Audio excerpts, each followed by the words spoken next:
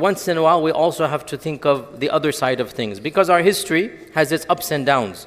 And especially in light of what is going on of Gaza, I wanted to bring a very pertinent historical reality that is barely 100 years old, and it is something that we should be well aware of. And this is something well known in the books of history. It's a painful incident. To be honest, it hurts. It should hurt all of us, of the humiliation and of the way that our ummah was treated, some of our leaders of the ummah, and also the way that some of our leaders themselves interacted and reacted with the broader world. What am I talking about? I'm talking about post-World War I. There's something that happened called the Peace Conference of 1919. The way that the world was changed in World War I is something that is the work of many dissertations, many PhDs, many books are written. And in 1919, the superpowers of the world gathered together in Paris to decide the future of the world. And it was a very pompous interaction. They felt they had solved all of the problems of humanity. They felt that, khalas, now there will be no more wars. We will now have a world of peace. And of course, the superpowers of the time, in particular France and England, and our country, America, was just beginning to be a superpower. You have to understand, for the 1800s, early 1900s, America was not a global superpower. Now it's going to begin, and in World War II, it's going to go to a different level. So in 1919, there was a peace conference that took place in Paris, in which over 40 countries participated. Each one of them is begging the superpowers for independence in Africa, in Asia, and in Muslim lands. So our topic is about the Muslim lands. Delegations are coming to beg from England, to beg from France, to beg from America. Please give us a country. Let us be free. This is I'm being very simplistic, but obviously we have to be simplistic. I have to say this because Allah protect us all, but my critics come and they take an ambiguous phrase and like, oh, he doesn't know what he's talking about. When you teach at a basic level, you take some liberty. So I have to say this, that we're teaching, you go and read and you give some more details, inshallah ta'ala, you'll figure out more details in this regard. Now, the Ottoman Empire, as we're aware, the Ottoman Empire sided with Germany against England, right? That was its fatal mistake. And of course, they lost. Germany lost. So now, in 1919, the big question, what do we do with Germany? How do we punish Germany? And the Ottomans were a footnote. The sad reality, we as the ummah, our entire modern beginning is 1919. But from the Western perspective, go read any book about the entire process. Go read any document, go look at any documentary. And Arab and Islam and Muslims has just one chapter, one footnote. Even though all of the problems of the Middle East began over there. All of Israel, the Palestinian conflict began over there. Lebanon, what is happening in Lebanon began in 1919. All of it goes back over here. By the way, Yugoslavia as well, the civil war, Bosnia-Herzegovina, all of that civil war, it begins in 1919. When superpowers are pretending to play God. When superpowers think they have the knowledge and the right to carve up lands and give them to various people, thinking it's going to solve the problems, whereas in fact it is creating the problems. Now, what is especially pertinent, I've said this many times, I'm going to say it again. During World War I, England was desperate. They needed to win. So England was making promises left and right. And when it comes to us as an ummah, we have to know 3 promises that they made. 2 of them secret, 1 of them public. I've said this before, we're going to quickly rehash. The first secret one is the Sykes-Picot Agreement that was between, especially England and France. How are we going to divide Arab lands when we conquer them? When the Ottomans fall, who's going to get what? Because England has to have a negotiation with France and with, at the time, Russia. Russia in World War I was on the side of England, and then in World War II it flips over to the other side. So the Bolshevik revolution took place and that changed everything. Khair. At the time, there was an agreement. How do we divide the spoils of Arab lands? And of course, there is no promise to the Arabs. This is the promise between England and France. There's a cake, they want to divide it between themselves. The Arabs, as if they don't exist. Who's going to get what? And they promised France Bilad al-Sham. They promised France Syria and that region. And England wanted Iraq in particular because at that time, oil was in Iraq. So this is the Sykes-Picot Agreement.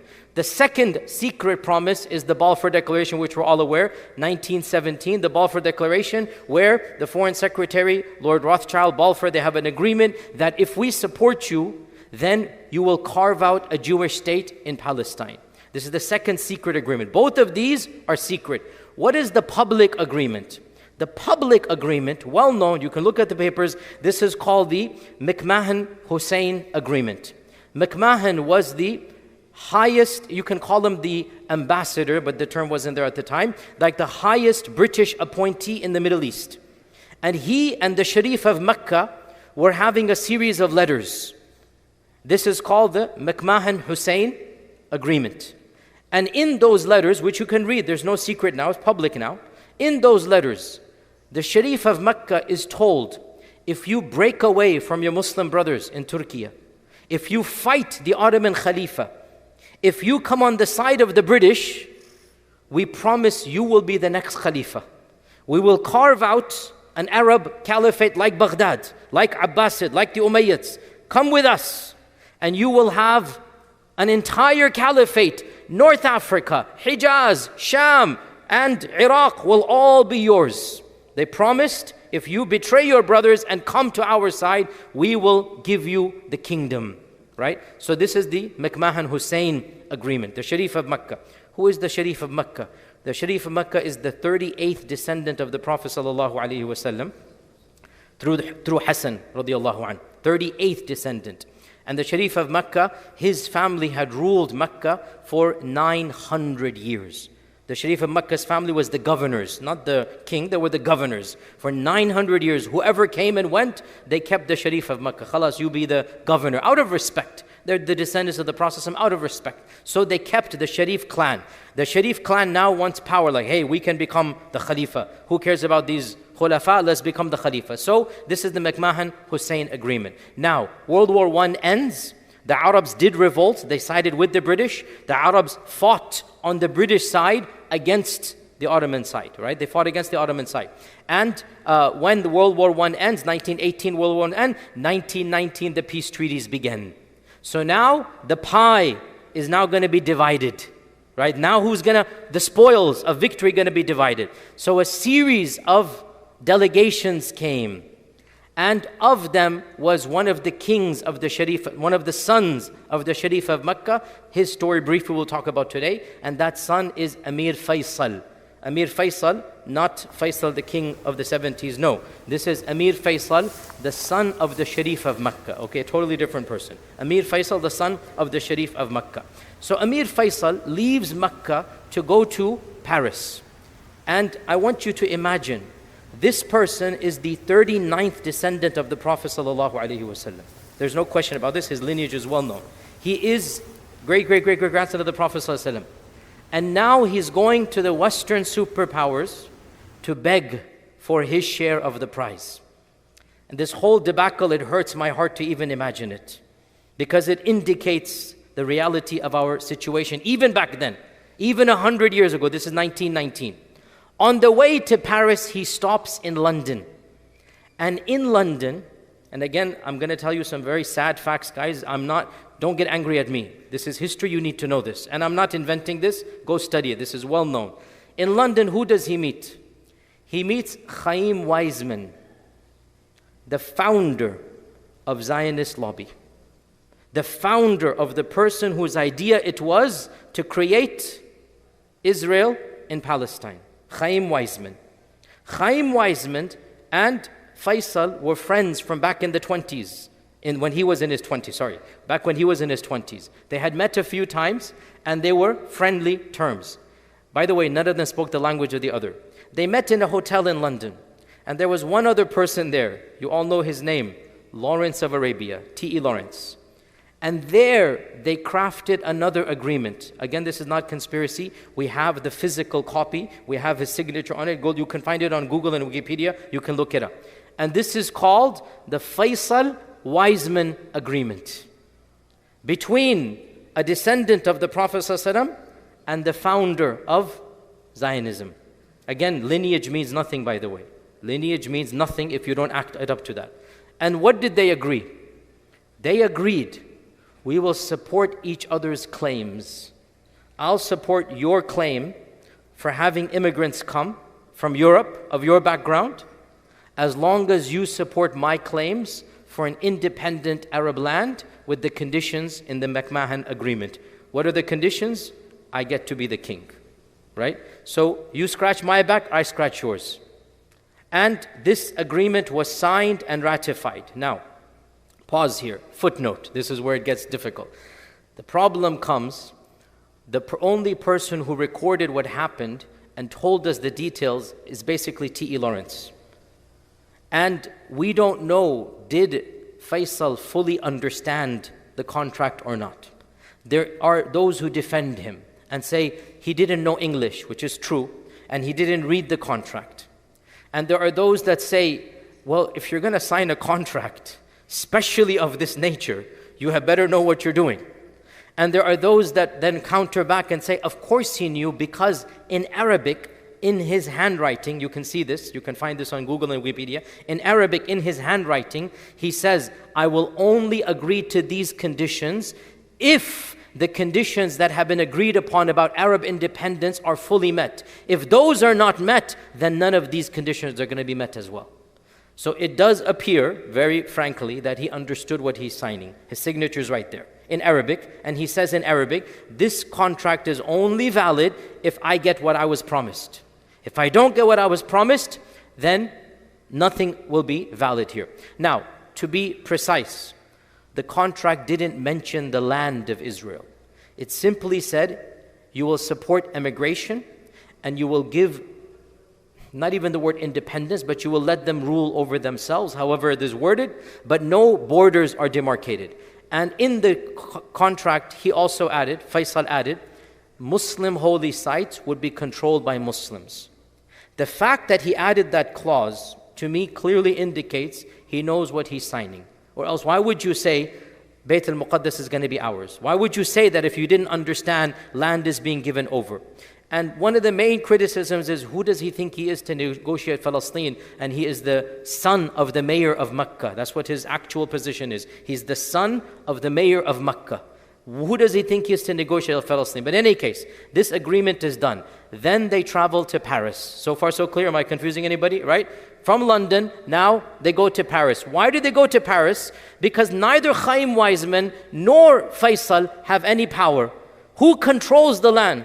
England. England is the victor. England has army based in Baghdad, based in Damascus, based in Palestine. England controls all of these lands militarily, and now they have to beg who's going to get what.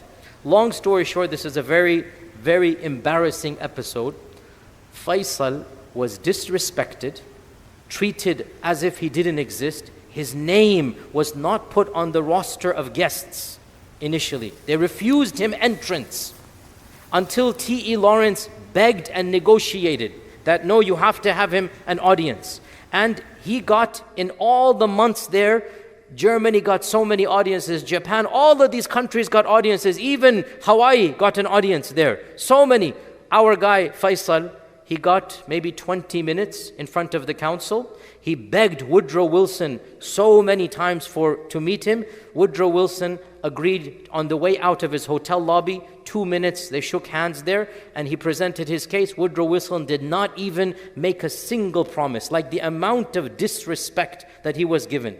Even though he thinks he's going to be the king of the Arabs, in reality, the West did not care at all about him. When he presented his case and he said, hey, you guys promised me and this and that, right? And so he's presented his case. Eventually, Chaim Weizmann presented the Balfour. Lord Balfour was there. Chaim Weizmann was there, right? And the French are saying, you promised us a Sykes-Picot agreement. Lord Balfour has a diary. And in that diary, he has a long paragraph. I'm not going to read all of it. In that diary, he says that we are in serious trouble now. We made too many promises and we cannot fulfill all of them. Now he realizes, 1919, like we are in serious trouble. Too many people are asking for the same thing and we have given too many promises in the last years. Whatever happens is going to be problematic. He predicted this reality, which was obvious to everybody. He predicted it in 1919. Eventually, France got its section of Syria. They carved out Lebanon. Lebanon was literally created as a gift to the France. I'm not trying to be disrespectful. I'm just being factual. Lebanon, where's our Ustad? He's not here. Okay, so he will tell you. He will tell you. It's not me. He will tell you exactly. This is the fact. Lebanon was created and carved out as a gift to the French to placate them. And Syria was given as a mandate to the French. England insisted on Iraq being, because Iraq had oil back then. England insisted, and then Transjordan, which is Palestine area, they said it should be given as a mandate. It should be neutral at the time, that no one person should have authority. And then I had gone over that history. Eventually, England had to back out, and what happened. They just simply gave up over here. But here's the point. What did Faisal get? Nothing. Not even the crumbs falling from the table. Not even the crumbs falling from the table. By the way, not just Faisal. Sad reality. Every Muslim nation that came to that conference begging. This is a sad reality. What power did we have even 100 years ago? Even as for the Ottoman Khalifa, he was still alive. They weren't even given a delegation. You have no authority. You're the lost. We are going to dictate to you. Right? So the Ottoman Khilafah, which was still around 1919, did not even get representation in this conference. We don't care what you want. We're going to do what we want to do. Can you believe Indian Muslims sent a delegation on behalf of the Ottoman Khilafah? Literally. Indian Muslims had more concern. The Khilafat movement began as a result of the failures of 1919. Amongst them was Aga Khan III. Aga Khan III was a part of this in 1919. He went as well. And of course they made demands for Indian Muslims as well, but they also made demands on behalf of the Ottoman Khilafah. Indian Muslims were more sympathetic to the Khilafah with utmost respect than many of the Arabs were. By the way, there are reasons for this beyond this. I'm just being factual. This is very complicated. Please don't get angry at me. I'm telling you facts here. Whether you like it or not, these are realities. Indian Muslims were not living under the Ottomans, so they were able to romanticize the Ottomans more. Arabs, by and large, were living under the Ottomans, and they had a lot of complaints. Okay? So the Arab, by and large, did not like the Ottomans. I'm not saying who's right or wrong. I'm being factual here. So, in the end of the day, all Muslim pleas fell on deaf ears.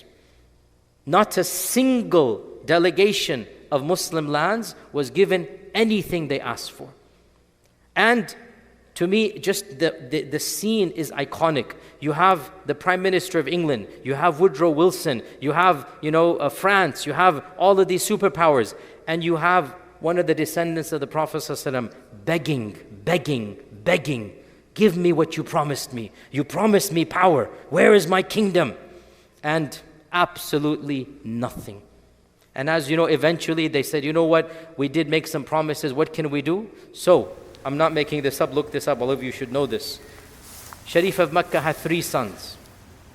So they created their own governments, their own principalities, and the eldest son, the Brits, their English government said to the eldest son, Khalas, we will make you the king of the Hijaz. Mecca and Medina, you are the king. So the eldest son of the Sharif of Mecca became the king of Mecca. The second son, they created Transjordan. They said, we'll make you the king of Transjordan. And the third son, our guy Faisal, he was very angry, very bitter, went back home and he says, okay, khalas, we will give you not the massive khilafah. We created a new country called Iraq, and you are appointed the king of Iraq. He had never traveled to Iraq in his whole life. The Iraqi people had never heard of this kid, never heard of this young man. They have no relationship, but this is when you're British and you think you know the world. So they sent this young man to be the king of Iraq. How successful do you think that's going to be? So for a while, 3 brothers of the sons of the Sharif of Mecca were ruling in different parts of the world. Eventually, in Mecca and Medina, there was another dynasty that came, overthrew them, and that became the end of the Hashemite kingdom over there. You know, the new kingdom was created over there. And the second dynasty, the Hashemite kingdom of Jordan, ironically is the only one that remained. And currently the king is the great-grandson of that one who was sent by the British, the great-grandson of that one. Faisal is that great-grandson's brother. So Faisal is that great. And Faisal went to Iraq. It is said when he landed, nobody even recognized him. He's landing with the British. He has British people to install him as the king. It's a long story. Can you imagine coming to a new land? Slowly but surely, he gets the kingdom. It was a very contested rule. He dies in around 10 years in mysterious circumstances. They say heart attack. Others say he was poisoned. Allahu A'lam what happened. His dynasty just fizzled out. There was a coup d'etat in the 50s, and the grandson of this guy, Faisal, was shot in the back. His whole family massacred, and then the army came charge, and then Saddam came charge after that. That's how recent it is. Bottom line, and I know this is a sad history, but it needs to be studied and learnt. Even 100 years ago, when we had the last of the Khilafah, we had Muslim mini dynasties, they actually didn't have any power. Such weakness that these people have to, if you have to be installed as a king, if you have to beg somebody else to become a king, you are not a king. If you have to travel to London, negotiate with the devil, if you have to travel to Paris and meet the superpowers and then ask them for crumbs, no matter what you get, you are not actually in charge. And this is the reality, the legacy of this region. All of the mashakil that we have now goes back to the very people in that room thinking they can apportion, they can assign. Bottom line, with this I conclude, there's no doubt we need independent power in the Muslim world. But how are we going to get independent power? Those who talk about it, I ask them, what is the way forward? Even those that were the kings and the princes of that time, what power did they actually have when you have to go beg to other people? We live in very difficult times. SubhanAllah, may Allah subhanahu wa ta'ala grant us izzah. I want to see power established in Muslim lands, but I'm also cognizant that to get that is not an easy task. So in the meantime, we concentrate on ourselves, tazkiyatun nafs, practice what we preach, and spread the message of Islam. You cannot have an independent king without an independent country and dynasty. And you cannot have an independent country if you have to beg superpowers to have an independent country. You just can't. So in the meantime, I know slogans make a lot of emotional appeal, but slogans don't solve problems. So until actually change happens politically, let us concentrate on what we can change, which is ourselves and our families, our neighbors, our community. Let us concentrate on building what we can, and if the small blocks are built, slowly but surely, those small blocks can become effective in a larger manner. May Allah subhanahu wa ta'ala bring izzah back in our lifetimes and see the glory in Palestine.